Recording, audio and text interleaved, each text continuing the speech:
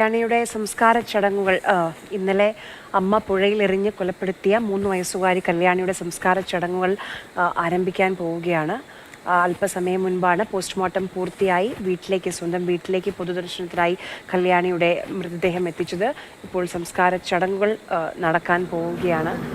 വലിയ വേദനയിൽ ആ കുടുംബം കല്യാണിയെ യാത്രയാക്കുകയാണ്.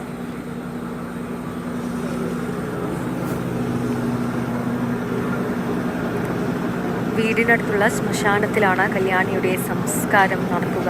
അമ്മ പുഴയിലെറിഞ്ഞാണ് കുഞ്ഞു കല്യാണിയെ കൊലപ്പെടുത്തിയത്. അമ്മ സന്ധ്യയ്ക്ക് മാനസിക പ്രശ്നങ്ങൾ, പ്രായത്തിനനുസരിച്ചുള്ള ബുദ്ധി വളർച്ചയില്ല എന്ന ഡോക്ടറുടെ സർട്ടിഫിക്കറ്റൊക്കെ ഉള്ള ആളാണ് സന്ധ്യ. സന്ധ്യയാണ് കുഞ്ഞിനെ പുഴയിലെറിഞ്ഞ് കൊലപ്പെടുത്തിയത്. കുഞ്ഞിൻ്റെ മൃതദേഹം ഇപ്പോൾ സംസ്കാരത്തിനായി വീടിനടുത്തുള്ള ശ്മശാനത്തിൽ എത്തിച്ചിട്ടുണ്ട്. നാട്ടുകാരും ബന്ധുക്കളും ഒക്കെ അവിടെ എത്തിയിട്ടുണ്ട്. നെഞ്ചു പൊട്ടി നിൽക്കുകയാണ് ഉറ്റവർ. ഒരു പക്ഷേ ആർക്കും ആ കുഞ്ഞ് ജനിച്ച് വളർന്ന് അത് കളിച്ചു നടന്നത്, ഇന്നലെ വരെ ഓടി നടന്ന് കളിച്ചു നടന്ന കുട്ടിയാണ്. ആ കുട്ടി ചേതനയേറ്റ് കിടക്കുന്ന ഒരു കാഴ്ച അംഗീകരിക്കാൻ പറ്റുന്നില്ല. അപ്പോഴും ആ കുഞ്ഞിനരികിൽ നിൽക്കുകയാണ് നാട്ടുകാരും ബന്ധുക്കളും ഒക്കെ.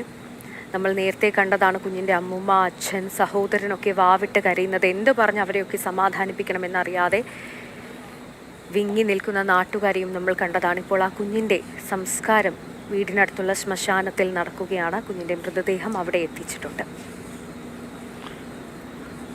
ശ്യാം പ്രസാദ് ഉത്തമൻ അവിടെയുണ്ട്. ശ്യാം, തീരാ നോവാണ്, ഒരു നീറ്റലാണ് ഈ കാഴ്ചകളൊക്കെ കാണുമ്പോൾ. നമുക്ക് കല്യാണിയെ ഇന്നലെ മുതൽ മാത്രമേ പരിചയമുള്ളൂ. പക്ഷേ കല്യാണിയെ കഴിഞ്ഞ 3 വർഷമായി അടുത്തറിയുന്ന, അവളുടെ ചിരി അറിയുന്ന, അവൾക്കൊപ്പം ജീവിച്ച മനുഷ്യരാണ് ചുറ്റും ഇങ്ങനെ നെഞ്ചുപൊട്ടിയിരിക്കുന്നത്. പ്രയാസമാണ്, ചുറ്റും വേദനയാണ്.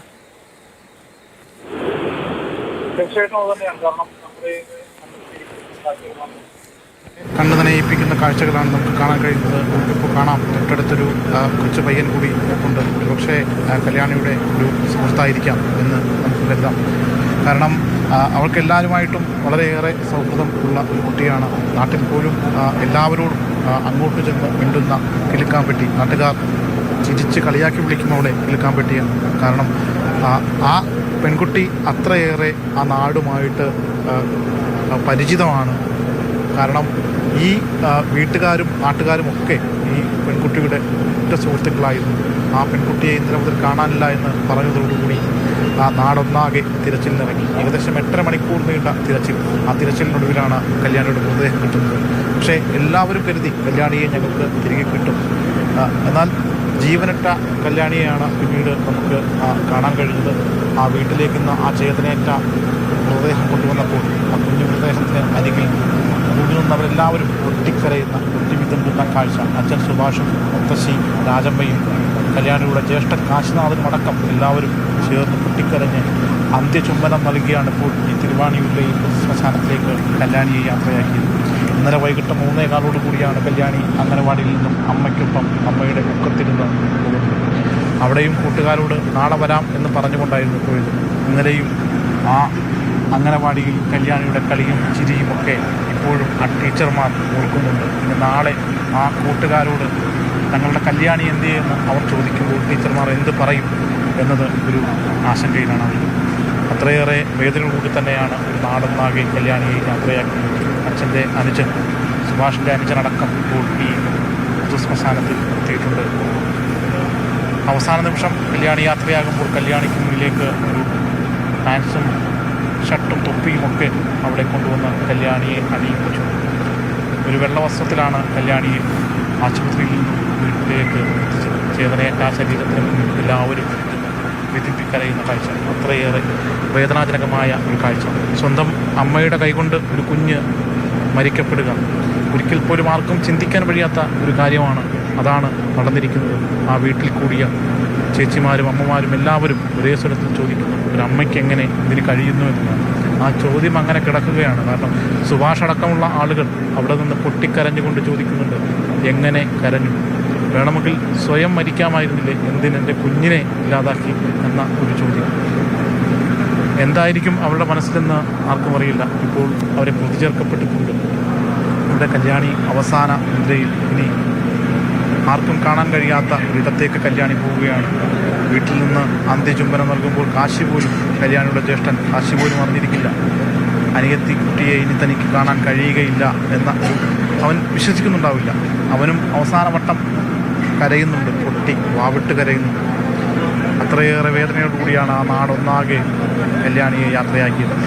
തൊട്ട് പറ്റേ വീടുകളുള്ള സ്ഥലമാണ് ഈ തറവാട്ട് വീടും സുഭാഷിൻ്റെ വീടും തൊട്ടടുത്തടുത്ത വീടുകളാണ്. ഈ രണ്ട് വീട്ടിലും ഓടിക്കളിച്ചിരുന്ന കല്യാണിയുടെ ചേതനയേറ്റ ശരീരം ആ വീട്ടിലേക്ക് ഇന്ന് കൊണ്ടുവന്നപ്പോൾ കല്യാണി അനക്കമറ്റ് കിടക്കുകയാണ്. ആ നാടൊന്നാകെ കരയുകയാണ്. ഇപ്പോൾ നമുക്ക് ദൃശ്യങ്ങളിൽ കാണാം, സുഭാഷിൻ്റെ അനുജൻ കല്യാണിയോട് എന്തൊക്കെയോ പറയുന്നു. അത്രയേറെ ഇഷ്ടമായിരുന്നു ഈ സുഭാഷിൻ്റെ, കല്യാണിയുടെ അച്ഛൻ്റെ അനുജന്. ആ കല്യാണിക്കുട്ടിയെ ഇനി കാണാൻ കിട്ടില്ലല്ലോ എന്ന് എല്ലാവർക്കും അറിയാം.